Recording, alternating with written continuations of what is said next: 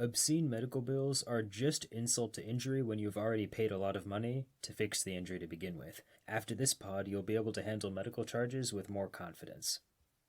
Your well-being should be about thriving instead of surviving. It's about time to empower yourself and navigate our healthcare system with ease. My name is Rishi, and this is the show, Friendly Neighborhood Patient.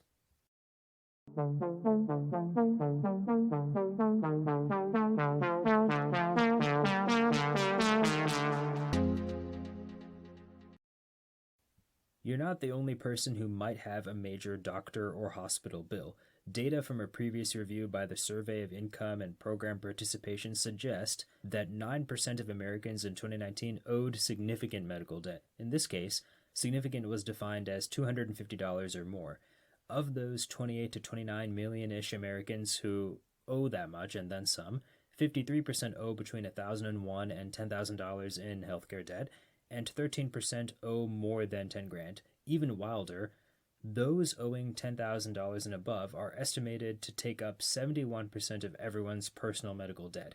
The survey estimates the grand total in the U.S. to be about $195 billion.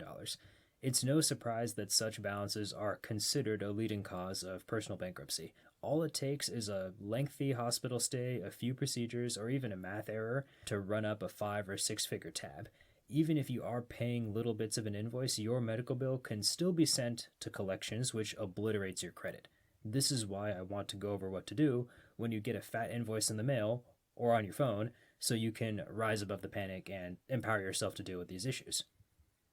Knowing the lingo is a great place to start. Let's say you have a simple hand x-ray and the final bill is $1,000. Before anything else, you should check if you have a matching explanation of benefits or EOB. I covered EOBs in a previous episode, but they show a full breakdown of the services you had, what the doctor charged, what your insurance paid or didn't pay, and what you owe. If you lay an EOB next to an itemized statement, you can make sure that a hand x-ray actually happened, as well as check if dates and dollars match up nicely. You are well within your rights to request an itemized statement from your provider with all the charges and diagnosis codes from whatever facility you go to. Now you can look for duplicate items, unrecognized services, unperformed services, and charges that should fall within your insurance coverage. In reality, you might have gotten a hand x-ray last Thursday, but the EOB lining up with that date might say you had an MRI instead. I know that's a wild example, but all it takes is one incorrect digit of a billing code to throw everything off. Human beings enter these codes. Human error is a naturally occurring thing. With record to hospital bills, you could reach their billing department and then ask if you qualify for charity care or financial aid of some kind, and follow up with verifying if you were billed something called the chargemaster rate, which is a service's full cost before insurance discounts. Having these documents ready while talking with a billing representative or advocate in a polite manner goes a long way to getting a resolution for a discount or, in rare cases, forgiveness. There are two major umbrellas of problems when it comes to a medical bill. On the medical side, the bill could just be an incorrect amount or just entered incorrectly on the claim, or on the insurance side, the charged amounts may be correct and proper, but your insurance coverage is faulty at best. In any case, you should act fast when you get a hefty medical bill.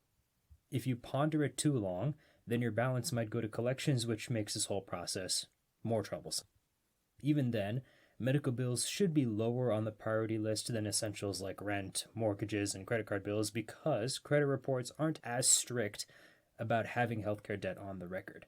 Given how complex our medical system is, you could hire a billing advocate or a lawyer to navigate an issue in exchange for a cut of however much you save with their help.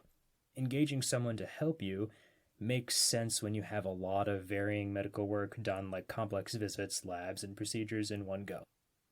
However, you as a patient can still approach payment disputes with smart negotiation and prepare to find solutions to a serious bill. For now, we'll focus on how to deal with the provider side of things to make sure that you get the correct bill to begin with. Besides securing your EOB fast to compare that against your main bill or itemized statement, there are some general items you should track at every step. Keep dates, times, and reference numbers for any phone call related to a bill. In writing, Document who you spoke with, what you talked about, and what commitments or timelines were promised. If you're doing snail mail, get that mail certified.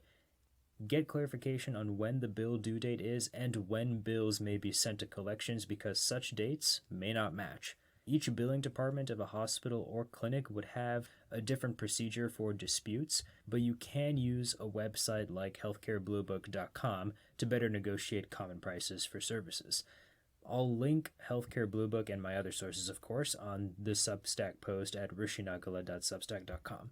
Just make sure to avoid medical bill purgatory.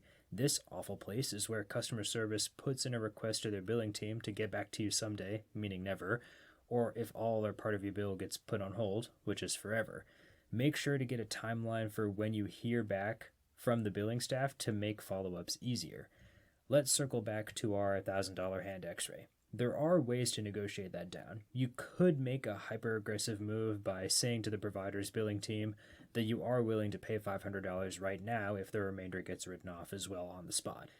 While it might sound crazy for a hospital or a clinic to take a 50% haircut, the time saved on their part for hassling you to pay the whole thing is surprisingly valuable. If you happen to have a commercial insurance plan, you could also request to be billed at lower Medicare or Medicaid rates in exchange for paying 10 to 20% down now. The safest approach is to say that you'll pay $100 per month for 10 months without interest. Most providers are willing to take a payment plan if they have reasonable assurance that you'll end up being able to help them with the whole balance. No matter what you do, get any of those agreements in writing. If you do in fact owe $1,000 for that x-ray, the provider could be in the right, but your insurance coverage might have fallen short. Most insurance payment denials or reduced benefits happen when you get something that's not covered under your plan, a service that insurers believe are not medically necessary, or when you are no longer eligible with the health plan due to coverage or a change with your job. If you call your insurance company or check their website, you should be directed to forms that let you submit an internal appeal. If you saved all your EOBs, statements, and provider billing correspondence, send those as well to help your case. Remember to keep any copies of whatever you send to the insurance company. You might get your bill reduced if the internal appeal goes your way. If you get a denial, you can send an external appeal for the insurance to use an independent third party, usually a physician, to review your situation. The decision of an external appeal is usually final. Even though many steps are involved here, your billing journey will be easier as long as you document your related conversations and itemized statements. You can also visit the website localhelp.healthcare.gov to have someone assist with these appeals. There are other methods out there for escalating medical debt appeals, but at that point you may benefit more from having a lawyer or billing advocate take care of the issue. No matter what, my take-home message to you should be that it's better to first make sure that you were billed correctly, then make adjustments as needed, rather than get tunnel vision for dodging the debt from the start. If you provide enough evidence for your case and you treat billing or insurance staff well, then you'll get a better resolution to your medical debt issue. Now you know that a healthcare bill is something that you can revisit, review, and change with time. Medical opinions can also be the same way. There will come a time when you go to the doctor and you don't get a clear assessment. That's why the next pod is going to shed light on when you should get a second opinion and what to do if you don't have a straightforward diagnosis. Subscribe and stay tuned to Friendly Neighborhood Patient for more healthcare tips and trends. I'll catch you the next episode.